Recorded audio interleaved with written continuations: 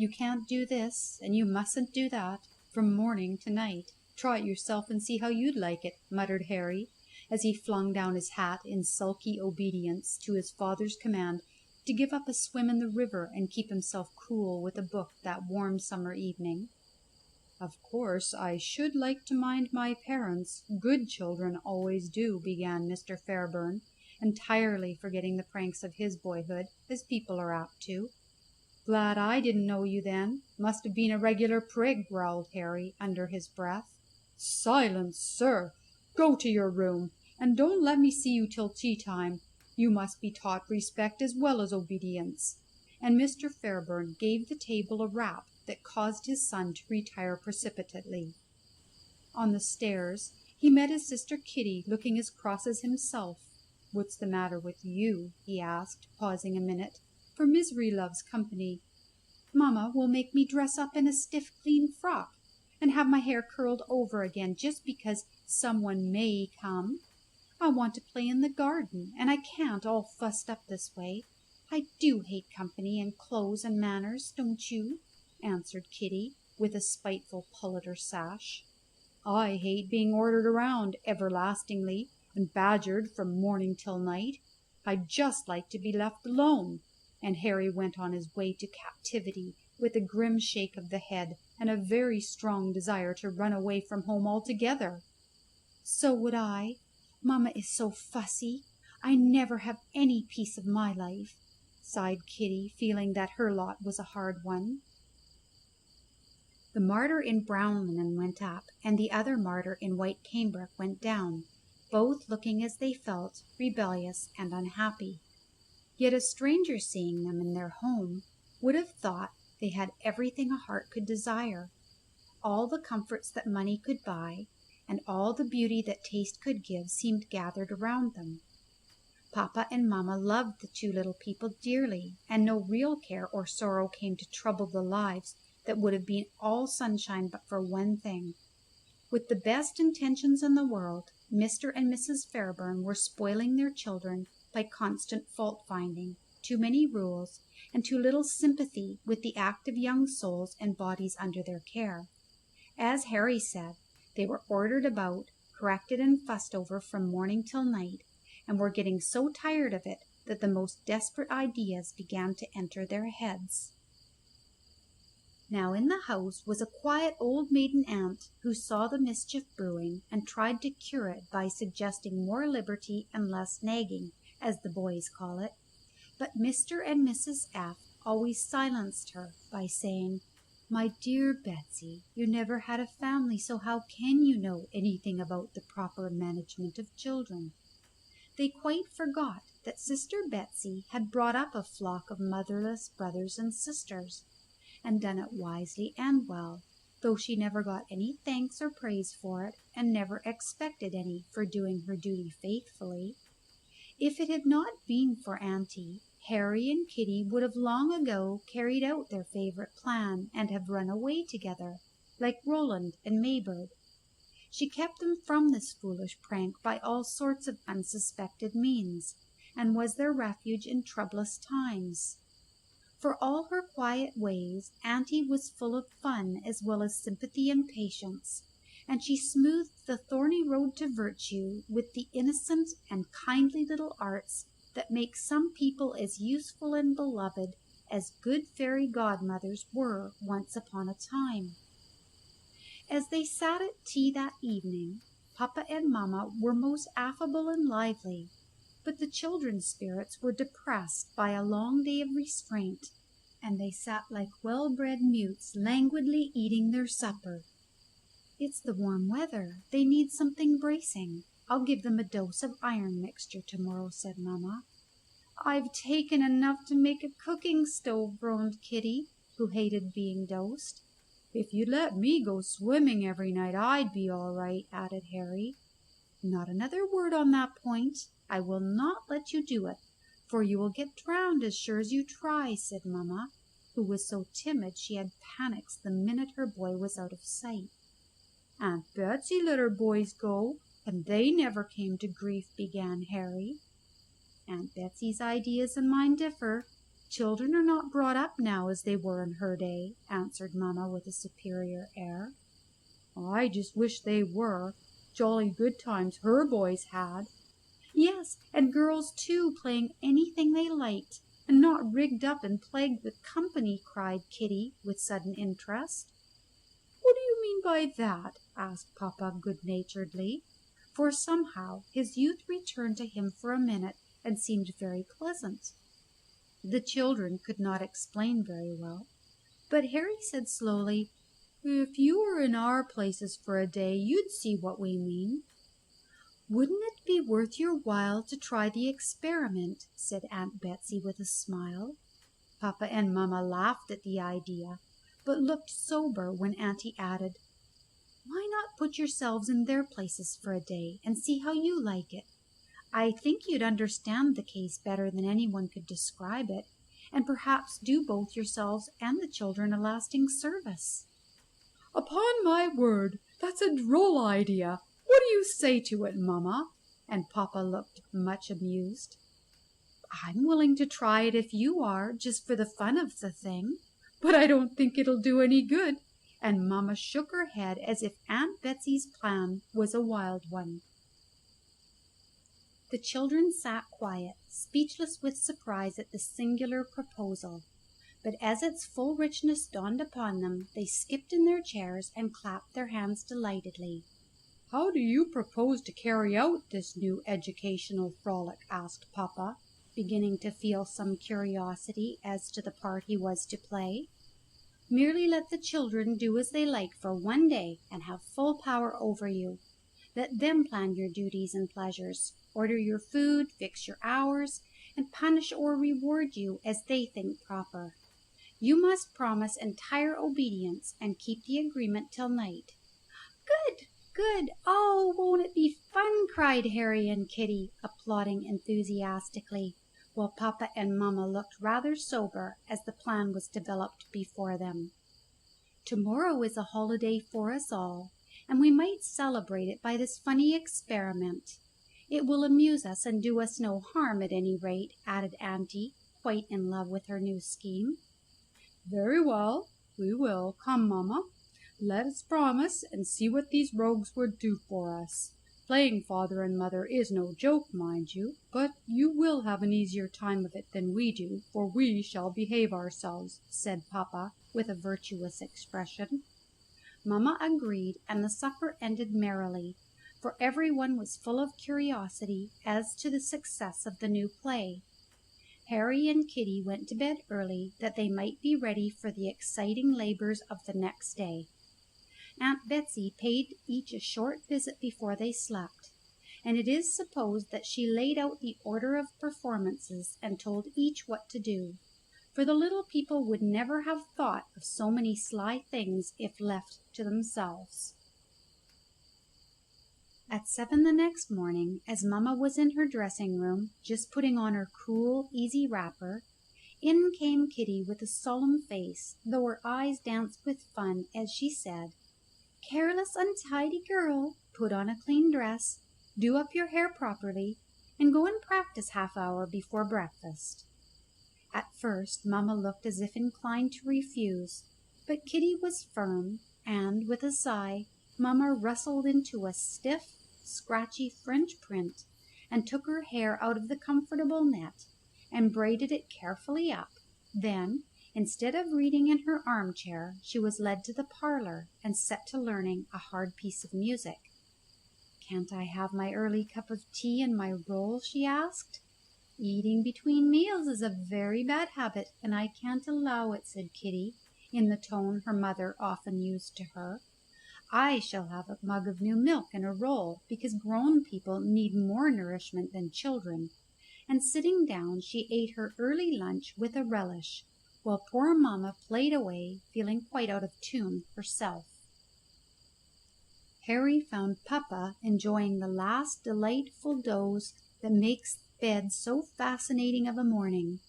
As if half afraid to try the experiment, the boy slowly approached and gave the sleeper a sudden hard shake, saying briskly, Come, come, come, lazy bones, get up, get up. Papa started as if an earthquake had roused him, and stared at Harry, astonished for a minute. Then he remembered, and upset Harry's gravity by whining out, "Come, you let me alone. It isn't time yet, and I'm so tired."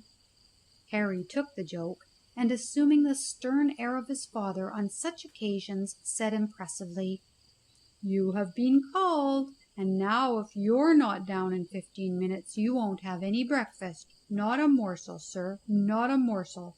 And coolly pocketing his father's watch, he retired to giggle all the way downstairs. When the breakfast bell rang, Mamma hurried into the dining room, longing for her tea.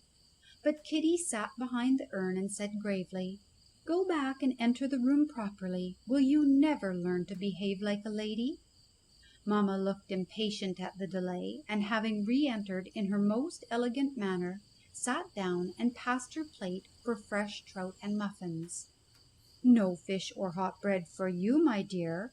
Eat your good oatmeal porridge and milk. That is the proper food for children." "Can't I have some tea?" cried Mamma, in despair, for without it she felt quite lost. "Certainly not.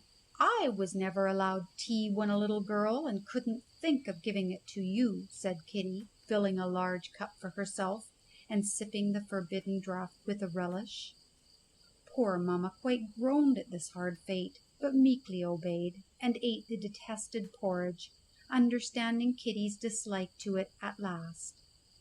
Harry, sitting in his father's chair, read the paper and ate everything he could lay his hands on, with a funny assumption of his father's morning manner. Aunt Betsy looked on much amused, and now and then nodded to the children as if she thought things were going nicely. Breakfast was about half over when Papa came in, and was about to take Harry's place when his son said, trying vainly to look grave as he showed the watch, "What did I tell you, sir? You are late again, sir. No breakfast, sir. I'm sorry, but this habit must be broken up. Not a word. It's your own fault, and you must bear the penalty." "Come now, that's hard on a fellow. I'm awful hungry. Can't I just have a bite of something?" asked Papa, quite taken aback at this stern decree. "I said not a morsel, and I shall keep my word. Go to your morning duties, and let this be a lesson to you." Papa cast a look at Aunt Betsy that was both comic and pathetic, and departed without a word, but he felt a sudden sympathy with his son, who had often been sent fasting from the table for some small offence. Now it was that he appreciated Auntie's kind heart, and felt quite fond of her, for in a few minutes she came to him as he raked the gravel walk, Harry's duty every day, and slipping a nice, warm, well-buttered muffin into his hand, said in her motherly way, "My dear, do try and please your father. He is right about late rising, but I can't bear to see you starve." "Betsy, you are an angel." And turning his back to the house, Papa bolted the muffin with grateful rapidity, inquiring with a laugh, "Do you think those rogues will keep this up in vigorous style all day?" "I trust so. It isn't a bit overdone. Hope you like it." And Aunt Betsy walked away, looking as if she enjoyed it extremely. "Now put on your hat and draw baby up and down the avenue for a half an hour. Don't go on the grass or you will wet your feet, and don't play with baby. I want her to go to sleep. And don't talk to Papa or he will neglect his work," said Kitty, as they rose from the table. Now it was a warm morning, and baby was heavy, and the avenue was dull, and Mamma much preferred to stay in the house and sew the trimming onto a new and pretty dress. "Must I really? Kitty, you are a hard-hearted mamma to make me do it." And Mrs. Fairburn hoped her play parent would relent, but she did not, and only answered with a meaning look, "I have to do it every day, and you don't let me off." Mamma said no more, but put on her hat and trundled away with fretful baby, thinking to find her fellow sufferer and have a laugh over the joke. She was disappointed, however, for Harry called Papa away to weed the lettuce bed, and then shut him up in the study to get his lessons, while he mounted the pony and trotted away to town to buy a new fishing rod and otherwise enjoy himself. When mamma came in, hot and tired, she was met by Kitty with a bottle in one hand and a spoon in the other. "Here is your iron mixture, dear. Now take it like a good girl." "I won't," and mamma looked quite stubborn. "Then auntie will hold your hands and I shall make you." "But I don't like it. I don't need it," cried mamma. "Neither do I, but you give it to me all the same. I'm sure you need strengthening more than I do, you have so many trials." And Kitty looked very sly as she quoted one of the words often on her mother's lips. "You'd better mind, Carrie, it can't hurt you, and you know you promised entire obedience. Set a good example," said auntie. "But I never thought these little chits would do so well. Oh, how disagreeable it is!" And mamma took her dose with a wry face, feeling that Aunt Betsy was siding with the wrong party. "Now sit down and hem these towels till dinner time. I have so much to do I don't know which way to turn," continued Kitty, much elated with her success. Rest of any sort was welcome, so mamma sewed busily till callers came. They happened to be some little friends of Kitty's, and she went to them in the parlour, telling mamma to go up to nurse and have her hair brushed and her dress changed, and then come and see the guests. While she was away, Kitty told the girls the joke they were having, and begged them to help her carry it out. They agreed, being ready for fun and not at all afraid of Mrs. Fairburn. So when she came in, they all began to kiss and cuddle and praise and pass her round as if she was a doll, to her great discomfort and to the great amusement of the little girls. While this was going on in the drawing-room, Harry was tutoring his father in the study, and putting that poor gentleman through a course of questions that nearly drove him distracted, for Harry got out the hardest books he could find and selected the most puzzling subjects. A dusty old history was rummaged out also, and a classical researches followed, in which Papa's memory played him false more than once, calling forth rebukes from his severe young tutor. But he came to open disgrace over his mathematics, for he had no head for figures, and, not being a business man, had not troubled himself about the matter. So Harry, who was in fine practice, utterly routed him in mental arithmetic by giving him regular puzzlers, and when he got stuck offered no help but shook his head and called him a stupid fellow. The dinner bell released the exhausted student, and he gladly took his son's place, looking as if he had been hard at work. He was faint with hunger, but was helped last, being only a boy, and then checked every 5 minutes for eating too fast. Mamma was very meek and only looked wistfully at the pie when told in her own words that pastry was bad for children. Any attempts at conversation were promptly quenched by the worn-out old saying, "Children should be seen, not heard," while Harry and Kitty chattered all dinner time and enjoyed it to their hearts' content, especially the frequent pecks at their great children, who, to be even with them, imitated all their tricks as well as they could. "Don't whistle at your table. Keep your hands still, mamma. Wait till you're helped, sir. Tuck your napkin in well, and don't spill your soup, Caroline." Aunt Betsy laughed till her eyes were full, and they had a jolly time, though the little people had the best of it, for the others obeyed them in spite of their dislike to their new rules. "Now you may play for 2 hours," was the gracious order issued as they rose from the table. Mamma fell upon a sofa exhausted, and Papa hurried to read his paper in the shady garden. Usually these hours of apparent freedom were spoiled by constant calls, not to run, not to play this or that, or frequent calls to do errands. The children had mercy, however, and left them in peace. which was a wise move on the whole, for the poor souls found rest so agreeable they privately resolved to let the children alone in their play hours. "Can I go over and see Mr. Hammond?" asked Papa, wishing to use up the last half hour of his time by a neighbourly call. "No, I don't like Tommy Hammond, so I don't wish you to play with his father," said Harry, with a sly twinkle of his eye as he turned the tables on his papa. Mr. Fairburn gave a low whistle and retired to the barn, where Harry followed him and ordered the man to harness up old Bill. "Going to drive, sir?" asked Papa respectfully. "Don't ask questions," was all the answer he got. Old Bill was put into the best buggy and driven to the hall door.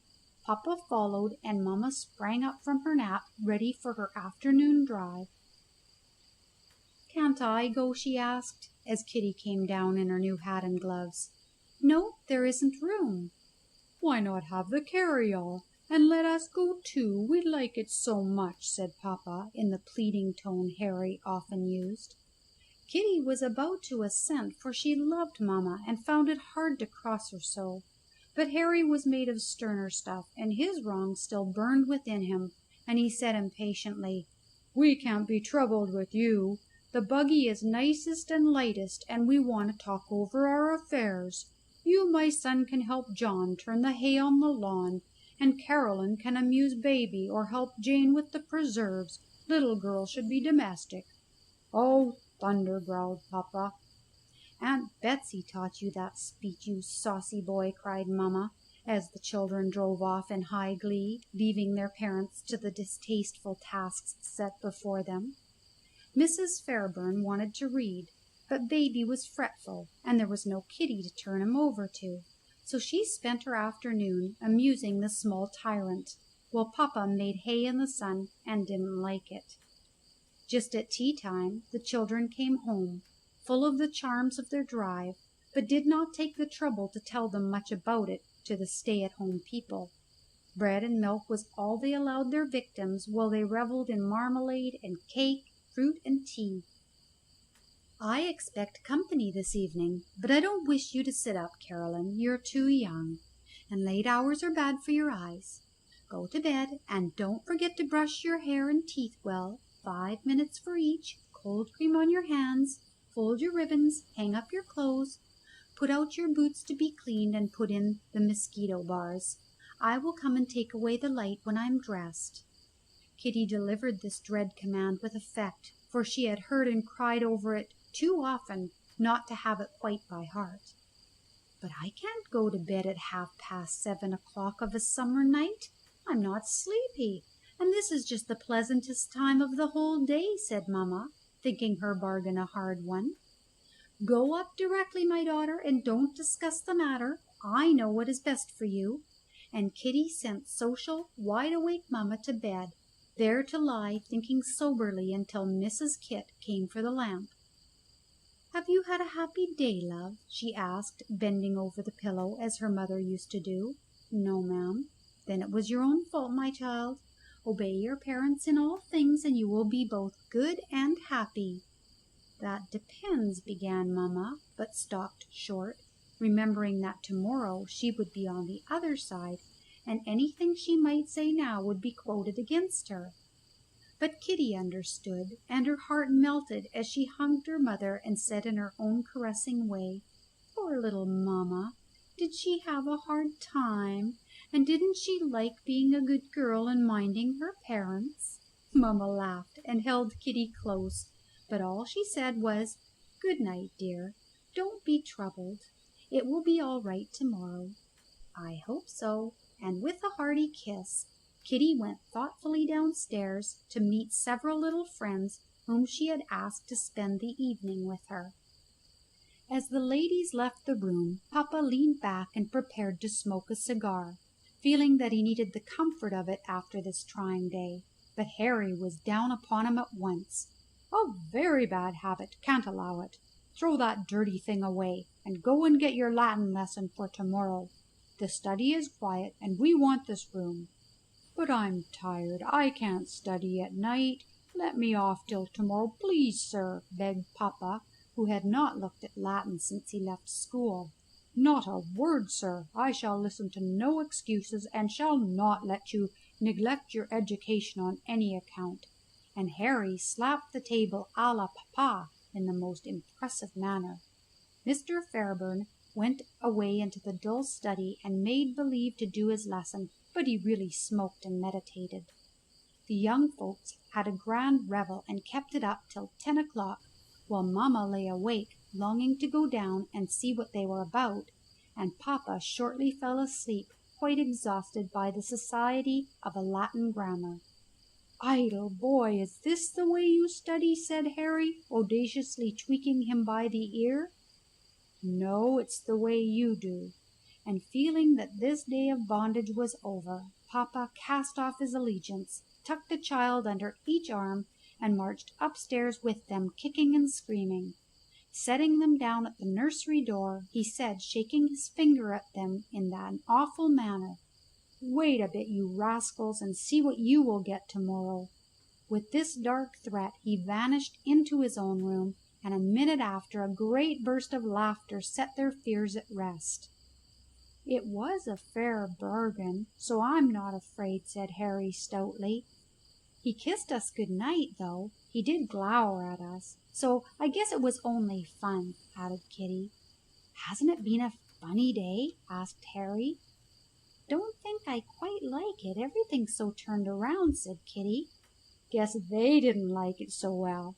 Hear them talking in there." And Harry held up his finger, for a steady murmur of conversation had followed the laughter in papa and mamma's room. "I wonder if our joke will do any good," said Kitty thoughtfully. "Wait and see," answered Aunt Betsy, popping her night-capped head out of her room with a nod and a smile that sent them to the bed full of hope for the future.